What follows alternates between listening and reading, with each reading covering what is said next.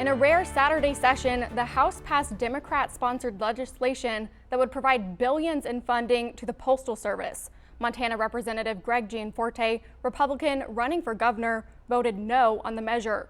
The coronavirus is expected to prompt a flood of mail-in ballots, but comments from President Trump against mail-in voting and reports of service slowdowns have raised a firestorm.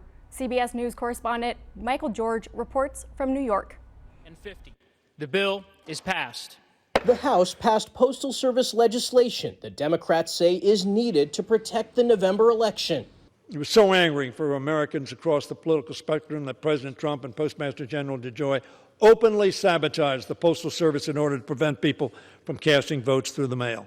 The Democrat-sponsored bill calls for the cash-strapped Postal Service to receive an extra $25 billion in funding. House Republicans slammed the legislation, which would also reverse recent Postal Service changes amid concerns about mail-in voting. This bill is a sham. It is a shame. Is this part of some vast conspiracy? No. It's part of a decades-long realignment process where the post office is trying to match the needs of the consumers to the post office infrastructure. After a barrage of criticism, Postmaster General Louis DeJoy said he would halt cost-cutting moves until after the presidential election. The Postal Service is fully capable and committed to delivering the nation's election mail securely and on time.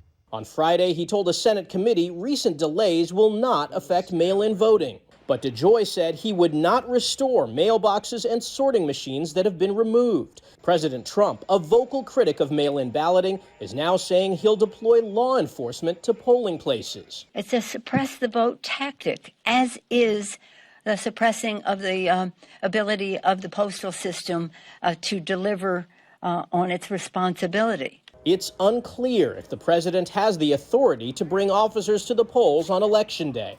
Michael George, CBS News. The legislation is not expected to be taken up in the Republican-controlled Senate, and President Trump promises to veto the bill if it reaches his desk.